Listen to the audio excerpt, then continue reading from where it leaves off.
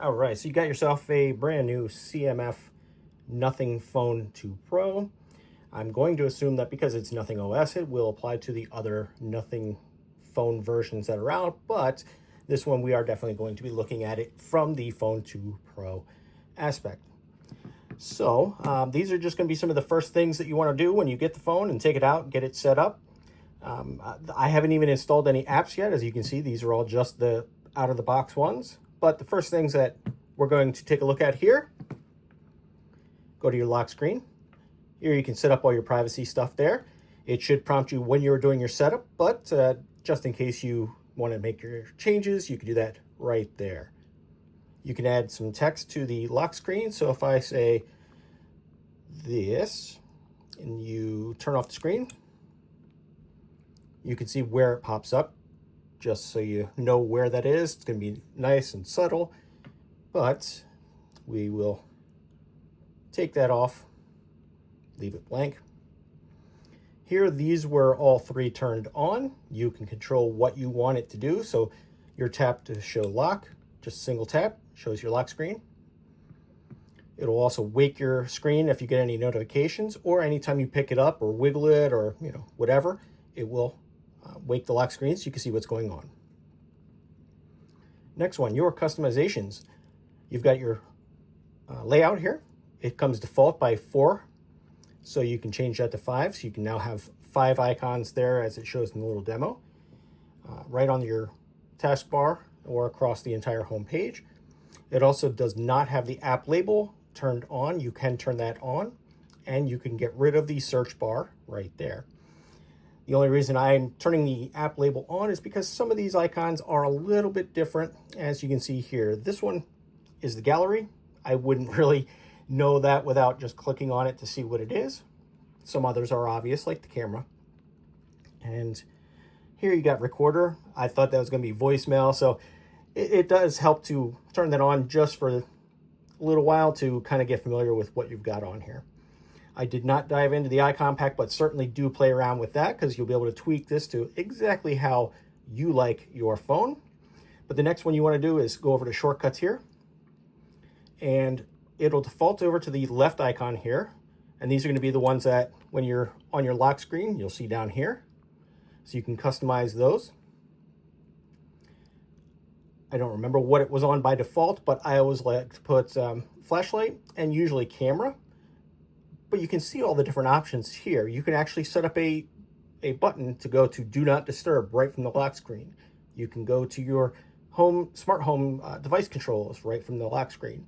Scan a QR code, go right to the video camera instead of just the camera, and so on. So same thing, you just click the other icon, you have the same list, and it will tell you that it's already in use. If you try to go to flashlight again, it'll say, do you want to swap it?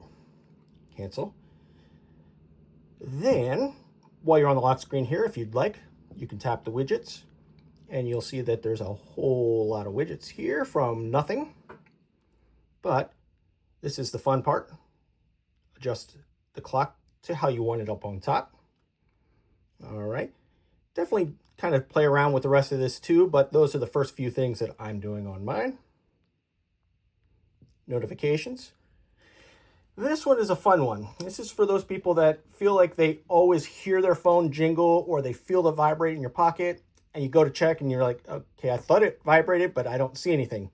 Here you can turn this history on, and anytime that actually does trigger a notification, it will log here. So that's another one that I like to put on. The rest of this isn't really anything that I worry about. Your Do Not Disturb, you can go in and set up if you'd like, so that it can control who is allowed and not allowed to get through your Do Not Disturb, and what schedule you'd like it to automatically turn on or off. So you can see it's right there. Nothing to really see in the storage, but it is a good place to keep an eye on what you've got going on for your storage. Your sounds.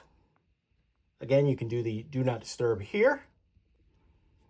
You can customize your vibration pattern or intensity. Here you can set up all the different sounds for things.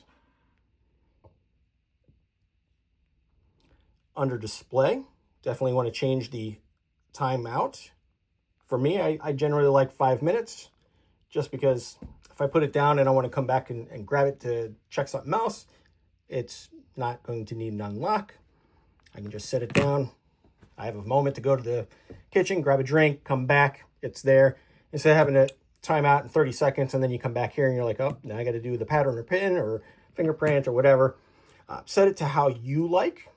If you want 15 seconds or 30 minutes or whatever, you can do that. You have your dark theme right there. Status bar. This is another really nice one here. You can tweak exactly what appears up here in the very top. So if you don't want to see Bluetooth, gone.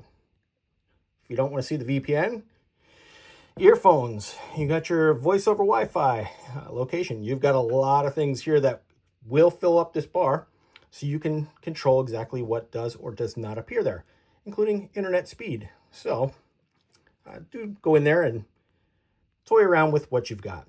Your dynamic should already be set, but in case it's not, well, make sure.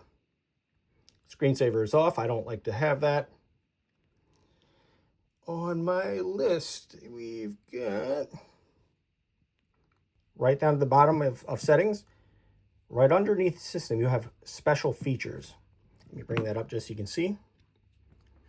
It will automatically set up so that you do the back gesture like that. If you are one of those people that are familiar with the old method where you had the 3 navigations and that's what you prefer, this is where you go to change it back to what you're familiar with right there, 3-button navigation. You can also turn off circle of search just in case it's something that gets in your way, you don't want it, whatever.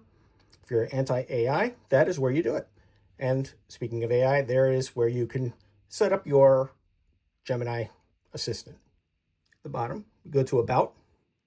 This is a nice little page here. I like when manufacturers, they implement something a little more graphical here instead of just boring text laid out. But if you want to set up your developer options, you go to this page, click on the phone, and there's your build number. So now you are ready to enable your developer options. Okay, so that's where you go for that. And I'm sure you, if you're familiar with that, you know what you want or do not want in there. Okay, so I just wanted to show you those few things and get you started on setting that up for the very first time if you've never had one. Those are some nice little tweaks and adjustments that you can do on your own. If you have any other questions, definitely let me know in the comments. Thanks for watching.